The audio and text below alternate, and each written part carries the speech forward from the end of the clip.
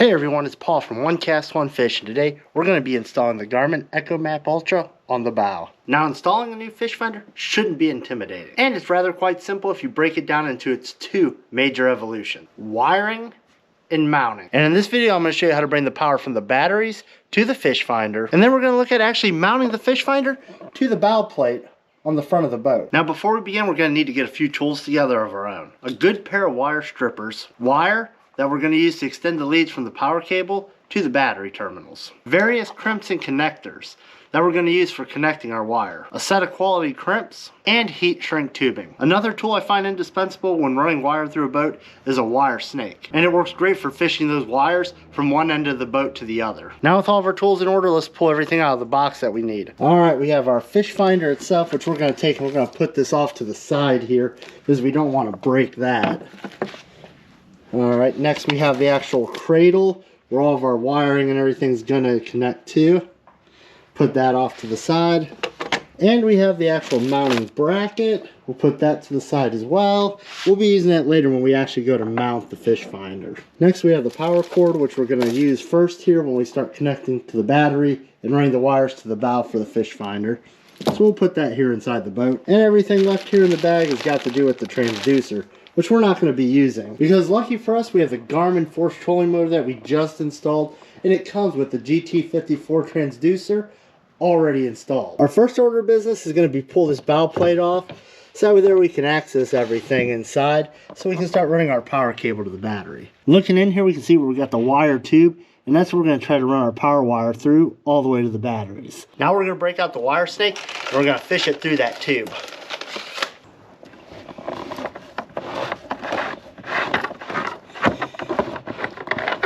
And we're going to continue feeding that all the way through until we reach the battery compartment. Alright, let's take a look and see if we made it all the way through. There's the tip right there, so we'll grab that and we'll pull that through. Now we're going to get our power wire and we're going to tape it to the end and we're going to pull it on through. Now, you don't want to skimp on the tape. You want to make sure you have it there securely so it doesn't take and come undone while you're pulling it through. Now here's another little tip. You want to make sure that connector is flat along the wire, so over there when you're pulling it through, none of this gets caught or bends or pushes up against anything as you try to pull it through. So you want to try to make that as tight and close up to there as possible. Alright, that should do it. So now we're going to pull that cable on up to the bow. And now we should be able to just reach in there and start pulling that up slowly through that cable. And we're going to continue to slowly work that through nice and easy. And you can see here it comes out the other end. Now we'll get rid of all this tape. With the power connector all the way at the bow, we're going to move back to the battery area. And we're going to work on extending our power wire and crimping our connections to the batteries. Headed back over to the battery compartment, you can see here it looks like our wires are probably only about 6 inches too short, so we're going to be extending those. Let me take a moment to show you what we're dealing with. So we have 4 wires here for the main power cord from the fish finder that came in the box. We have our black, red, a blue, and a brown. This blue and brown wire aren't going to be used. These are used for networking 2 units together. And since we have a network cable, we won't be using these. So that leaves us with the black and red wire. For the Garmin EchoMap Ultra, it's 16 gauge wire that comes from the factory. And we'll need to extend these about 6 inches. So let me show you how we're going to do that. Here we have our own black and red wire. Now this wire is 12 gauge.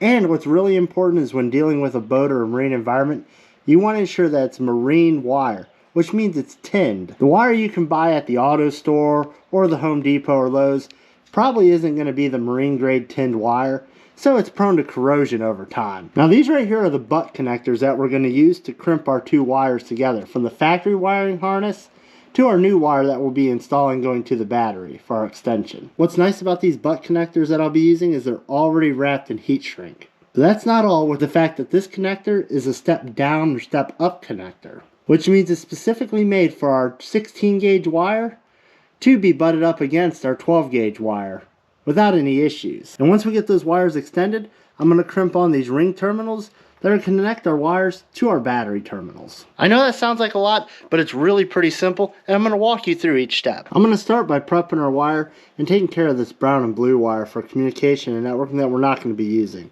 Normally what I like to do is I just wrap it around the wire that's already there and make it a nice seamless transition just like this, and then I'll put a piece of tape over the top of it to hold it all in place nice and tight. With that taped up and wrapped up out of the way, we're going to move on to extending our wires. And I'm going to measure out and do the exact same thing with the black. Now we're going to get our wire strippers, and we're going to insert them here where it says 12 gauge, and we're going to strip off both ends of our wires. And this is where having a nice pair of wire strippers really come in handy, because they do such a wonderful job and a clean job at that of taking care of those wires. Now we're going to do the same thing for our red wire. Now we're going to move on to splicing our wires together. And the thing I want to point out with these connectors is, since they are made for two different sizes of wire, I want you to notice there's color codes here, yellow and blue. And that corresponds to the color code here on these crimps.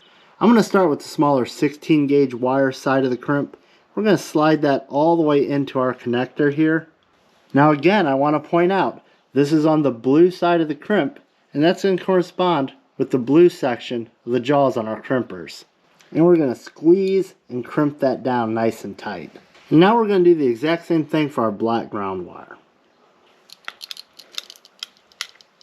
And now with both sides of our power and ground wire crimp, we're going to move on to connecting our bigger 12 gauge wire to the other side. And for this side, we're going to do the exact same thing, remembering the only difference is now we're dealing with the larger yellow side of the crimp.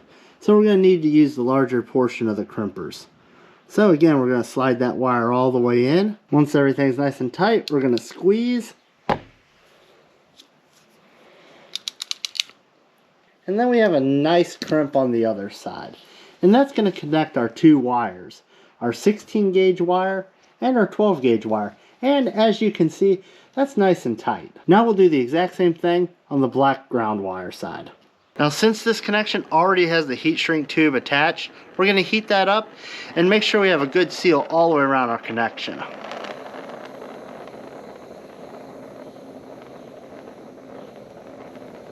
Now what's important is when you're done heating that heat shrink up, if you look real close you can see there's a glue that comes out at the end.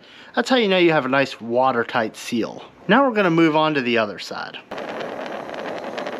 Now both those ends sealed up tight, we're going to let that cool for a little bit, and I'm actually going to put an extra piece of shrink tubing over top of those crimps just for a little added protection. I'm going to slide that extra piece of heat shrink right over top of those connections, and I'm going to heat that up as well. Like I said, just for a little added protection and peace of mind. And I'll add an extra piece to the ground side too. And that's what they look like once we're done. Now it's time to connect our ring terminals to the other end. Now what's important is before you crimp those ring terminals on, you want to add your piece of heat shrink. And that's because if you don't add that piece of heat shrink before you crimp the terminal on, you're not going to get it over the end of this. Now for crimping these ring terminals, it's going to be very similar. As you can see, our ring terminal has a standard yellow insulated connector end, which is going to correspond to our yellow on our crimp. Now like I said a few minutes ago, don't forget to slide your heat shrink tubing on before you crimp the connector down. So we're going to take our connector, we're going to make sure our wires are nice and tight here, and we're going to slide it on in, just like so. And you're going to want a little bit pushing out right here on the end. That's how you know you have a good solid connection in there. Wires inserted fully, and we're going to give that a nice squeeze. And as you can see, that gave us a beautiful looking crimp right there. Now we're going to slide that heat shrink over and seal everything up. And with the positive side complete, we're going to move on over to the negative side. Again, we're going to make sure nice and tight, no loose or frayed ends. And don't forget that heat shrink. We want to slide that on before we crimp our connector. And we're going to grab our connector and we're going to insert that wire right on in there, making sure we have a little bit sticking out the end again. Now that's ready to crimp. Make sure everything's lined up and crimp that nice and tight. Once everything's crimped nice and tight, we're going to slide that heat shrink tubing over and heat that up to seal everything in place. With everything crimped and sealed, we're ready to connect our power and ground to our battery. Easy peasy, that takes care of the wiring side of things for this fish finder install. Now we're going to start mounting the hardware. Now the first thing I'm going to want to do is attach this mounting bracket for the fish finder to our bow plate. We're going to start by inserting a small fender washer into our bolt, and I'm going to slide that right through here. And we're going to do that 4 times.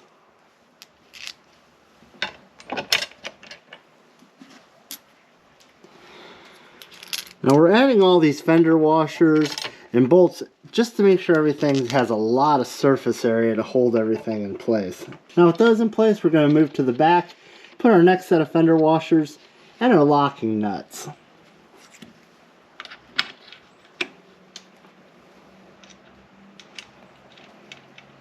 And you can see on the back here how much support area that those washers are going to give us.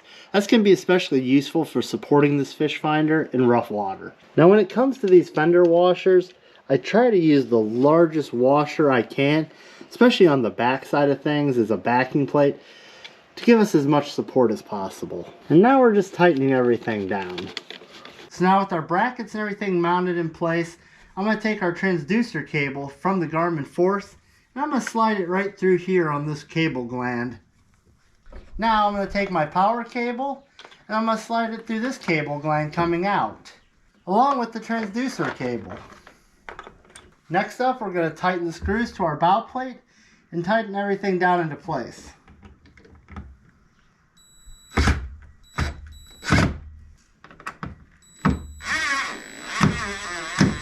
Now we're going to take our fish finder cradle, we're going to attach the power cord and the transducer cable. And we're going to mount that cradle right here onto our bracket. Now with everything mounted up with the cradle and the bracket, it's time to grab the actual fish finder and test fit and see how everything looks. And that's going to complete our install of this front bow mount fish finder. As you can see with our cable glands, everything is nice and clean on that bow plate. Now that was pretty easy, wasn't it?